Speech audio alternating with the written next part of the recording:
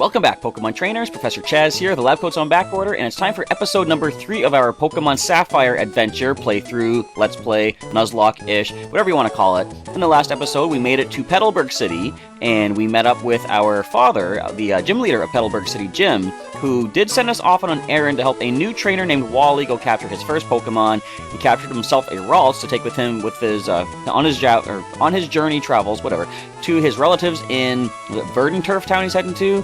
And with that, we started heading off on our own mission to get the badges here in the Hoenn region, because my father won't even spend any time with me until I have 4 badges to show him that I'm worthy. Anyway, let's take a look at the team that we're working with. We currently, of the new Pokemon, just have our starter in the Hoenn region from Professor Birch, Skippy the Mudkip. He has the Torrent ability. He has a Lax nature, which boosts his defense and lowers special defense, I believe. Holding an Oran Berry, just in case he takes a hit, he can heal up. And he's got Water Gun, Mud Slap, Tackle, and Growl for the moveset. Next, we have 2 returning members from past games. We have Shelbert the Squirtle, our starter from Professor Oak, back in the Kanto region, also with the Torrent ability. Quirky Nature, which is a neutral nature. No stats are going to be affected by that. He has Surf, Ice Beam, Bite, and Protect. And we have Pikachu, our Pokemon captured in the Viridian Forest back in Kanto. Static ability, which can cause paralysis on contact. Bashful Nature, also neutral. And you see you've got a pretty decent speed stat, 113, Thunderbolt, Body Slam, Thunder Wave, and Flash. I just want to mention, too, that back in the Silver playthrough, you might have remembered that Shelbert had over 100 for his defense stat. Here in Hoenn, he doesn't. I'm going to chalk that up to possibly being a little bit lazier, you know, from the move from Johto to Hoenn. And his stats, and every Pokemon that I brought forward from Silver, their stats are a little bit lower than they should be. The real reason is because back in Gen 2, stat experience was a different kind of a thing. In current generations, from Generation 3 and up, you gain EVs as you battle wild Pokemon, and EVs are calculated differently than they were back in Gen 2, and you got stat experience for that. So you're going to see some stats are a little bit different. Some might be higher, maybe. I'm not sure. I didn't actually do any calculations, but as you see here, Shelbert does have lower defense than he should, but over time, as we get some more EV training for some Pokemon, we're going to see those stats get back to where they should be. So we are heading back to the Petalburg Woods, because we are heading off towards our first gym badge in Rustboro City. And I'm going to try to avoid some trainers, as I was saying at the end of, or partway through the last episode, because I don't want to get too high-leveled just yet. I want to add another Pokemon to the team. I know who I'm going to add, we just have to get to the area where we can add them in at. But I don't know how far we're going to make it today. I think this is a trainer. Do we battle you yet? If not, I'm going to try to sneak by. We might get some, of course, wild encounters. Now, I will say that as I'm recording this, now you're seeing this the day after I record this. Do we want to fight you? No. We're going to run away from that Shroomish in case it has a grass-type attack, although we are twice the level. We get ourselves a Paralyzed Heal. But I'm recording this on Sunday night. First of all, I want to say, now that we're out of the Silver playthrough and time of day isn't as much of a factor, because I don't think the encounter rate of Pokemon is different on different times of the day here in the 3rd generation. I don't really have to record a day episode and, a morning episode, a day episode, and an evening episode to get different encounters. I think they're all pretty much the same all times throughout the day, so that is not a factor. So I can record this late at night on Sunday and have it ready for Monday's upload, which is alright with me. But let's go up here because there's something going on. Not a one to be found. Hello, have you seen any Pokemon called Shroomish around here? I really love that Pokemon. Well, there was one just down the way. Uh-oh. I was going to ambush you, but you had to dawdle in Petalburg Woods forever, didn't you? I got sick of waiting, so here I am. You, Devon Researcher, hand over those papers. Aye! You're a Pokemon trainer, aren't you? You gotta help me, please. Okay, what have I walked into here exactly? Huh? What do you think you're doing? What, you're going to protect him? No one who crosses Team Aqua gets any mercy, not even a kid. Come on and battle me! Alright, so all through Kanto, all through Johto, we had to deal with Team Rocket, and we thought those guys were annoying. Is every region going to have a team of villains that we have to deal with? Spoilers, yes they are. This is, of course, Team Aqua. We're going to Mud Slap this Poochyena.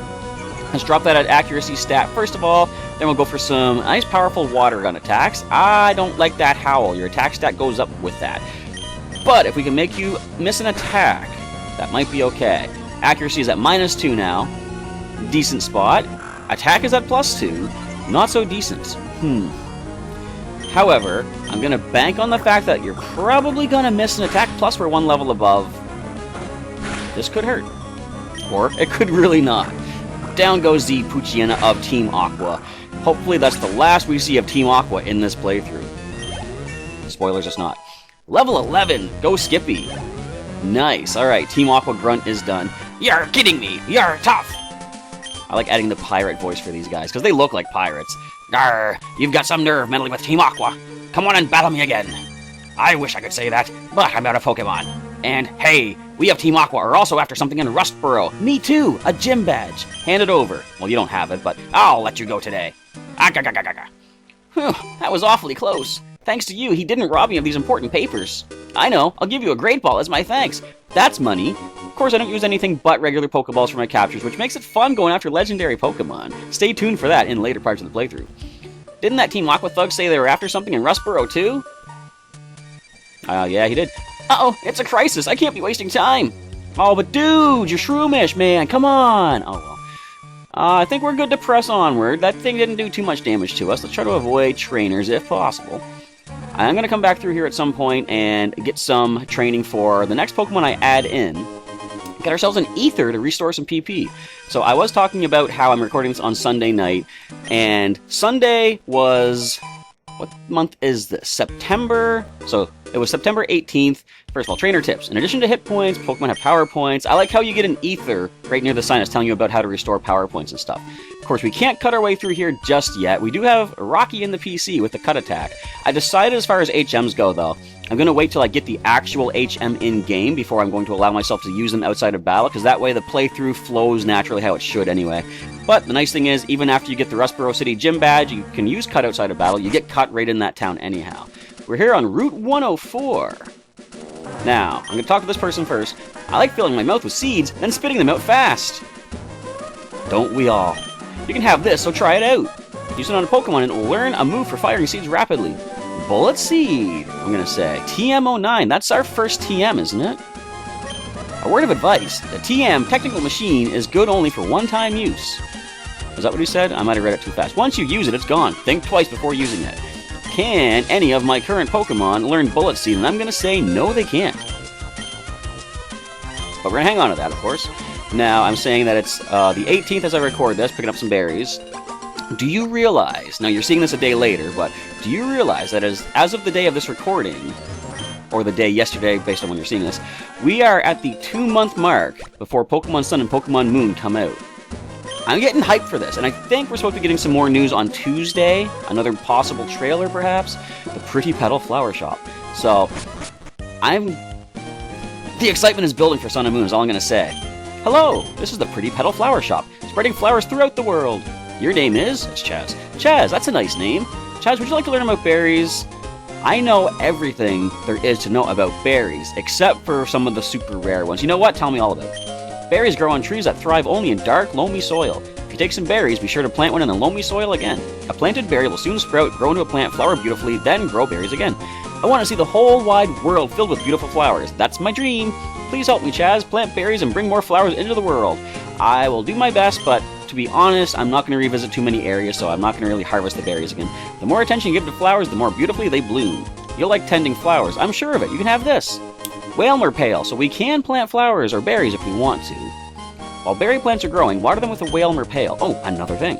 If you don't pick berries for a while, they'll drop off onto the ground, but they'll sprout again. Isn't that awesome? It's like they have the will to live. It's like a survival instinct. Something like what UB01 has. Is UB01 a berry? Nope. I'm trying to be like my big sisters. I'm growing flowers too. Here you go, it's for you. A Pekka berry curing some poison, definitely nice. You can plant a berry and grow it big, or you can make a Pokemon hold it. But now they have a machine that mixes up different berries and makes candies for Pokemon. I want some candy too. Well, you could just eat the berry, you know. I suppose it wouldn't probably have the same flavor. I'm sure when you make candy, it would mix it with, like, you know, sugar products and all that. But, as I say, 2 months until Sun and Moon. I'm excited. I'm hoping we'll get this playthrough done well in advance of that. Let's go, Skippy. Gain some more experience off of this wild Zigzagoon. And there was something else I wanted to mention as far as recording tonight. I guess basically I covered everything, just saying how I can now record any time of the day. Oh, wait, I do want to say, I could now technically record several episodes in a day, like, you know, record maybe 3 or 4 episodes on a Sunday and have videos ready for the week. But something that I was trying to do that in Pokemon Blue a little bit. There's some hidden items here, as you'll see. I'll pick up a few of them up here. And I was doing that in Pokemon Blue on occasion, record several episodes a day and have them ready for later in the week. With Silver, I didn't have that option as much because I had to record a morning episode on Monday, daytime for Tuesday. I would record Tuesday night for the Wednesday evening episode and kind of stagger it from there. So in doing that, I kind of like recording one per day and getting some more immediate and instant feedback with the viewers out there as you leave comments down below. It's making it more interactive like that. I watch other YouTubers and they do on occasion do bulk recording, getting several episodes recorded before, starting to upload them, because they might have a trip planned or something like that.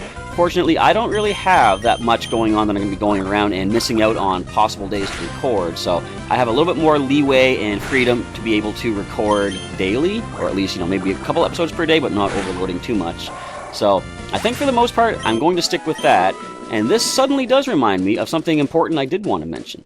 As far as Pokemon Moon comes, I'm going to do the playthrough of that, of course, I have to figure out how exactly do I want to do the recordings. Okay, hang on, there is a trainer here. I'm going to avoid her for now. I don't want Skippy to get too high leveled. In the Hoenn region, there are pairs of trainers who challenge others for 2-on-2 battles called double battles. In a double battle, the trainer must send out 2 Pokemon, the one at the left of the list and the top one. Watch how Pokemon are lined up. Alright, can we slip past this trainer here? Wait, she's circling.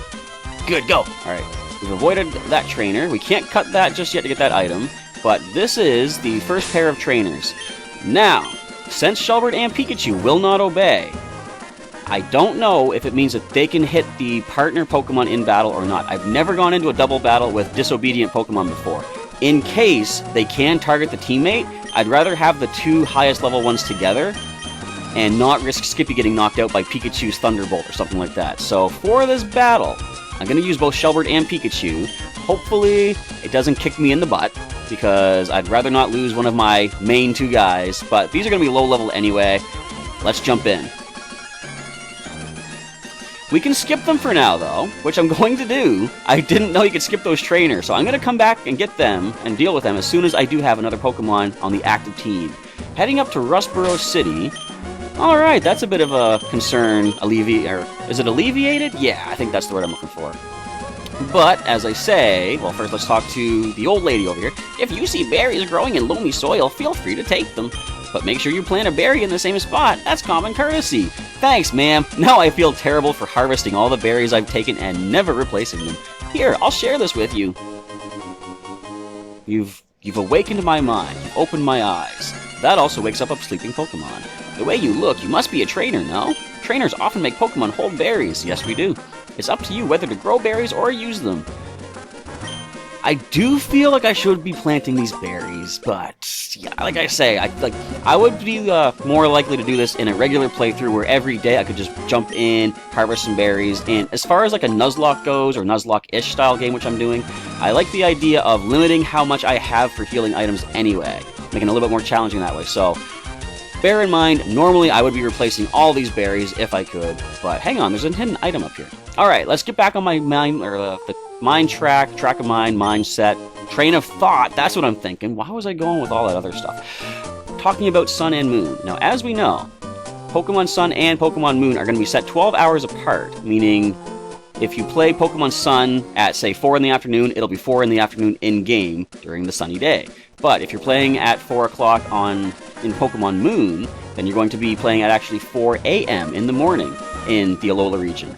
That being the case, I have to figure out how exactly do I want to do my recordings, because of course I'm going to be I don't want to stay up till 4 a.m. and play Pokemon Moon to have like a 4 in the afternoon part of the day, but I do want to try to get the Silver thing I was doing where I have like a morning, a daytime, and an evening episode, so I'll have to try to figure out exactly what times a day to record. I was thinking about this, I might want to wake up at like 6 in the morning some days to record like a 6 p.m. episode. So I don't know, we'll see how things go. Once it does come out, I might just kind of stagger things. Like maybe I'll choose a different hour every day to record. That could be an idea. Alright, so we're going to check out what we have in Rustboro City.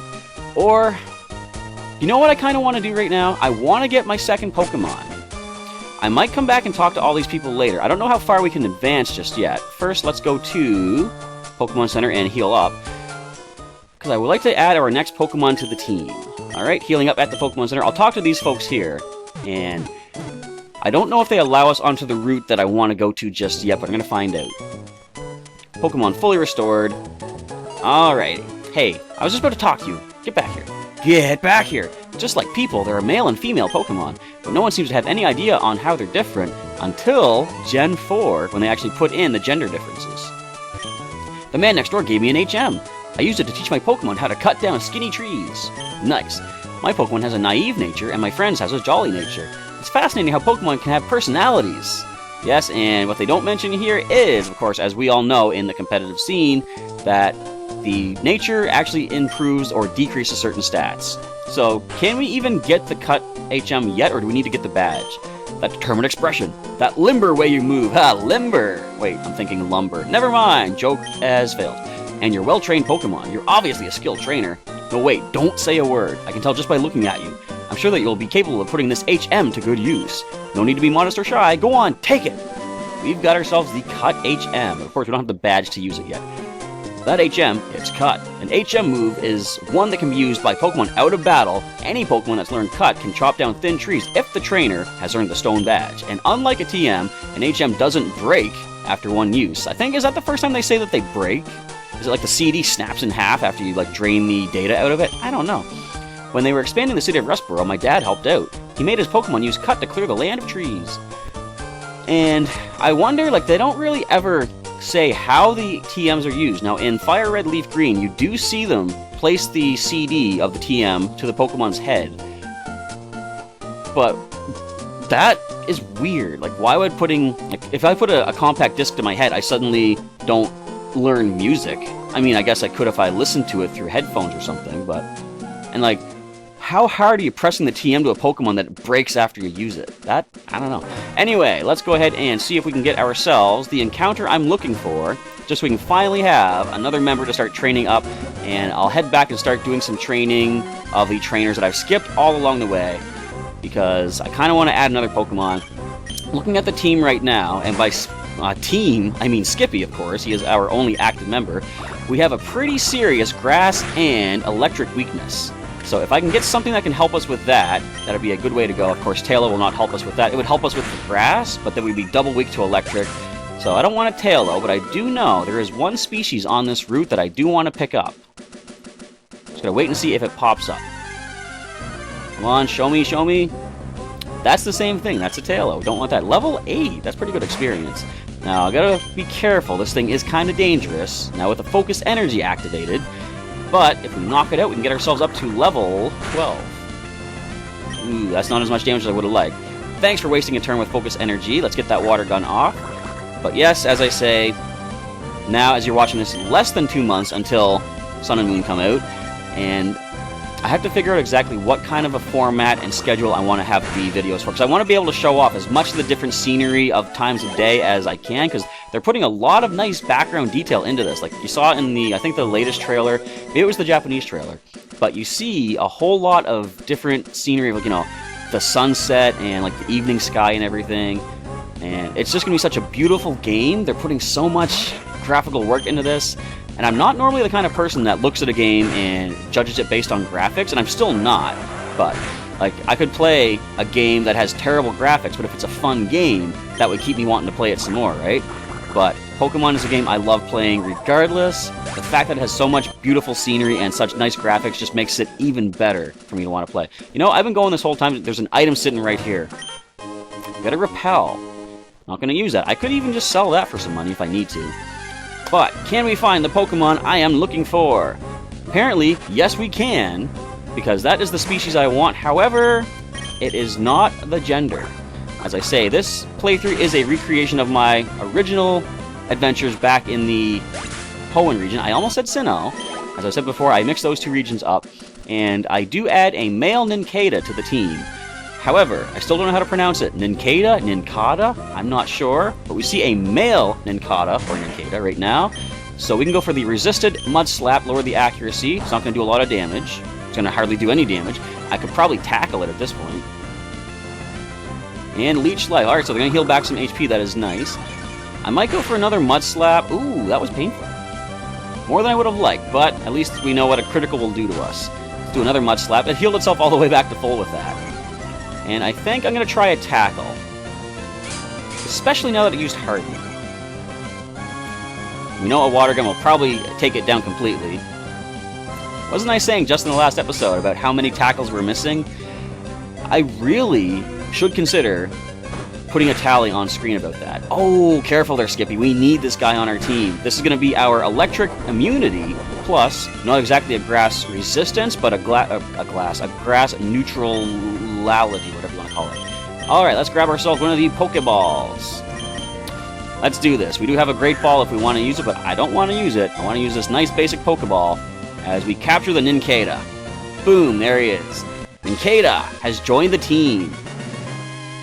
Let's check the Pokedex data for Nincada. That species name. Nincada, the trainee Pokemon. Nincada lives underground. It uses its sharp claws to carve the roots of trees and absorb moisture and nutrients. This Pokemon can't withstand bright sunlight, so avoids it. The perfect Pokemon for yours truly. I am much the same. Alright, give a nickname? Yes, and since it likes to dig underground and leave tunnels and trails and just live down there, I'm gonna call it Burrow the Nincada. So let's take our new capture back to the Pokemon Center, give a nice full heal, and we'll check out the nature and the attack and all that, or the stats and the attacks and such. Let's get a quick heal up in the Pokemon Center, and I'll probably finish off the rest of the episode just checking out the rest of Rustboro City. At the start of the next episode, I'll probably filter my way back down to the previous areas and see what sort of battles we can get into. See if we can get some training for our new trainee Pokemon. I like the name. I forgot what the species name was. But as we see here, Burrow, our level 7 Nincada, Bug and Ground type, as I said, that's our electric immunity on the team. Compound Eyes ability, so the accuracy will increase based on, or, you know, some lower accuracy moves are going to be more likely to hit. Sad thing is, he has a lonely nature. I say sad, meaning it just sounds sad. I don't know what stat that increases or decreases offhand. I can look that up later on and find out. But we see here, got a pretty decent defense stat at 15, and speed, speed is not super good yet. Stay tuned. And attack is pretty good at 14. We got Scratch, Harden, and Leech Life. And Scratch, even after the stab boost, Leech Life will only be 30 damage. So we're gonna put Scratch at the top, Leech Life there. Alright, so let's put... should I put Burrow to the front right now? I will. I can switch him out and do switch training if there happens to be any sort of battles in the city. We'll maneuver all of our Pokemon around. And let's just spend a few minutes checking out some more areas here in town. I don't think I even spoke to people in this house down here just yet. So we'll start at the entrance to Rustboro City, see what we can find out as far as maybe any held items or whatever. Devon Corporation's workers live in this building. Fair enough. Skitty. Yeah! I didn't mean to scare you, Skitty. And we can't run in buildings, which is understandable, like it makes sense, but I like how they allowed you to do that in future generations. I know it's probably, you know, a respectable thing not to run in a stranger's house, but, you know, in future generations, if you want to be respectable, just don't hold the B button to run. My daddy's working at the corporation. My daddy made this, but I can't use it, so you can have it. Oh, a Premier Ball. It basically functions just like a Pokeball. My daddy's working at the corporation. When I grow up, I'm going to work for Devon, too. But, of course, the Premier Ball, does it show us what it looks like here? No, but it's a rare ball made in commemoration of some event. It has the same catch rate as a regular Pokeball, I believe, except instead of red and white on top with a black band, it's white on top and bottom with a red band. Way back in the old days, Devon was just a teeny tiny company. Now look at how far it's come. I haven't even seen it yet, but trust me, it is amazing. Compared to Silphco, not so much. This is one of the workers of the Devon Corporation. Devon's president likes to collect rare stones. Possibly some stone evolution items, maybe? I think the president's son also collects rare stones. Very informative. Kind of. Maybe. Alright, let's head out of this building, see what else we can check out in the big town of Rustboro City before we call it a day. We've got just another couple of minutes left, and then I'll let you get on with your days. Rustboro City, I didn't even read the sign yet. The city probing the integration of nature and science. It's almost like the cards of the not really breakthrough, but like the Fates Collide expansion. You see a bunch of like nature and trees and roots growing through like industrial cities and stuff. It's kind of weird. If a Pokemon gains experience in battles, it can sometimes change in the way it looks. Excuse me, absolutely. Hiccup suddenly came out of nowhere. If a Pokemon changes shape, if one did that, I would be shocked. Especially if it was an electric type that zapped you in the process. Oh, speaking of electric types, how would you say that? Pikachu? I'm sure it's probably still pronounced Pikachu. Now, isn't this interesting? Pokemon can only say their own names. By nicknaming this Pikachu, looks like it says Pekka. For my own Pokemon, I give them perfectly suited nicknames. It's my expression of, originality. Yes, that's it. But giving the name Pikachu to a Pikachu, it seems pointless. I suppose it is good to use a name that's easy to understand, but yeah. See, sometimes my names aren't super creative either, but I could go a little bit better than Pikachu. Isn't that right, Pikachu? Yes, I'm creative. Wow, you have Pokemon with you too. When I get bigger, I'm going to go places with Pokemon too. And let's just see, did I speak to you yet? And I'll just end off checking out the mart. The old sailor, Mr. Briny, lives in a cottage by the sea. We walk past there. He goes for walks in the tunnel every so often. Maybe we'll encounter this gentleman at some point. So we can sell a few things. My Pokemon evolved. It has lots of HP now. I should buy super potions for it instead of ordinary potions. Very wise investment. I'm buying some paralyzed heals and antidotes, just in case I run into Shroomish in Petalburg Woods. Was that the only wild encounter we had? I think it was. I'm getting an escape rope just in case I get lost in a cave. I just need to use it to get back to the entrance. I like how these people are very informative, letting us know what all we can do with our items and such. So we don't need the Great Ball. I will, I guess, hang on to the Premier Ball, since it has the same catch rate as a Pokeball, and that's the only type of ball I like to use. We do not need the Repel. Was there anything else I didn't need? I don't think so. I think I can keep everything else that I have here. Yeah, we're good for there. Now, is there anything I can buy? Got some Pokeballs. How many do I even have? Doesn't show you how many's in the bag, unfortunately. I'm sure we can probably use some more potions. I'll grab 3 of those. Super Potion might not be bad. I'll grab 1. I think we still have pretty good healing items. I'm just going to grab another couple of Pokeballs anyway. I'll hang on to the rest of our cash for the time being. But we're going to head back to the Pokemon Center and save up the game, because that is going to be a wrap for the day. So, I want to say thank you, everybody, for checking out today's episode of Pokémon Sapphire, and of course, this being a Monday through Friday... Why would I say Friday?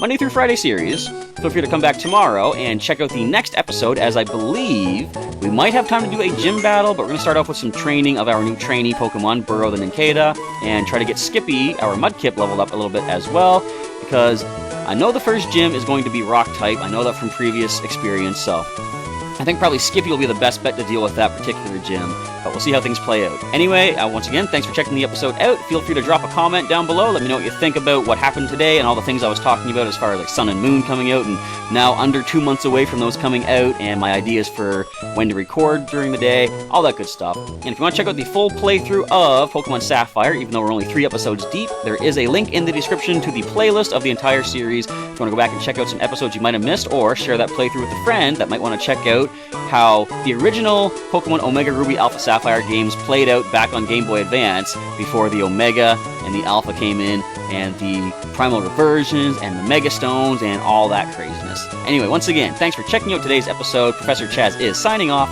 and I'll catch you next time.